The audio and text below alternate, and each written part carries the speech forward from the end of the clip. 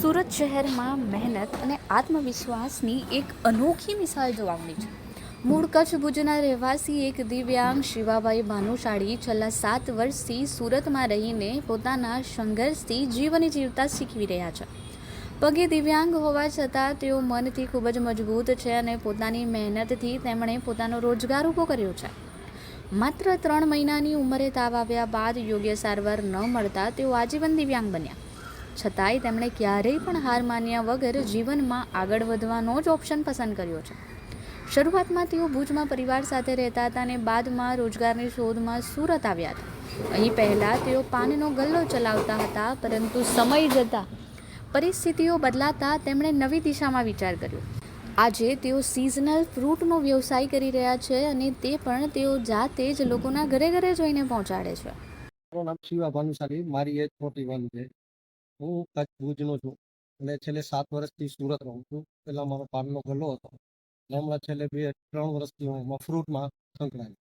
ફ્રૂટનો મારા કચ્છમાંથી જ ફ્રૂટ આવે છે અને હું પોતે કચ્છનો છું. એટલે અમારે પેટી આવે, કેરી આવે, કારેક આવે, દાડમ આવે, બધું અમારું આવે. નાનો 3 મહિનાનો હતો ત્યારથી મને તાવમાંથી બધું થયેલું છે. બે ખાલી પગમાં જ છે, મારી 80% બીજાઈ છે. સુરતમાં અમરોલીમાં મારું રહેવાનું છે, રઘુવીર ચોકડી. મારા બીજા એક ફ્રેન્ડો છે જે કચ્છથી મંગાવીને આ કરતા હતા 2 વર્ષ પહેલાં, અને પછી હું એનામાં જોડ્યો અને પછી મેં પણ માલ મંગાવીને એને બધું આપણે મારું ગ્રુપ છે એ બધું માલ મંગાવીને દીધું. હું હોમ ડિલિવરી આખા સુરતમાં કરું. શિવાભાઈના મિત્ર મંડળનું ગ્રુપ અગાઉ આ જ પ્રકારની સિઝનલ ફ્રૂટના વ્યવસાય સાથે સંકળાયેલું, જેને જોઈને તેમને પર વિચાર આવ્યો કે તેઓ પણ ભુજથી ખાસ ફ્રૂટ મંગાવીને સિઝનલ ફ્રૂટનો વ્યવસાય કરી શકે એમ છે. જેથી છેલ્લા 2 વર્ષથી તેઓ આ વ્યવસાય સાથે સંકળાયેલા છે. એટલું જ નહીં, તેઓ દિવસના 12 થી 14 કલાક કામ કરે છે.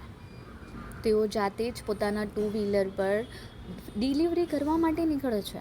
સવારે 7:30 વાગ્યાથી શરૂ કરીને રાત્રે 11 વાગ્યા સુધી તેઓ લોકોના ઘરે ઘરે જઈને ઓર્ડર મુજબ ટેટીનું વેચાણ કરી રહ્યા છે. હાલ શક્કર ટેટીના વેચાણમાં પ્રતિ દિવસ તેઓ 40થી 50 જેટલી પેટીનું વેચાણ કરી રહ્યા છે અને એક પેટીમાં 10 કિલોગ્રામની ટેટી હોય છે, જેના તેમને કોઈક પેટીના 30 રૂપિયા, તો કોઈકના 50, તો કોઈકના 100 રૂપિયા. આમ પ્રતિ દિવસ તેઓ પોતાની રોજગારી મેળવી રહ્યા છે અને આત્મનિર્ભર બન્યા છે. તેઓ અમરોલીમાં ભાડાના મકાનમાં રહે છે, પરંતુ આજના યુવાનો જ્યારે ધૂમધકતા તાપમાં બહાર નીકળવાનું પણ પસંદ નથી કરતા. એવા સમયે તેઓ જાતે જ હોમ ડિલિવરી કરે છે, જે એક પ્રેરણારૂપ બાબત છે. સવારના 7:30થી કરીને રાતના 10:30-11 સુધીનો એટલે રોજના મારા 40થી 50 બોક્સનું મારું વેચાણ થાય. 10 કિલોનો બોક્સ આવે એ મારો ભાડાનો મકાન. એટલે કોક પાછળ 30 રૂપિયા મળે, કોક પાછળ 50 રૂપિયા મળે, કોક પાછળ 100 રૂપિયા મળે.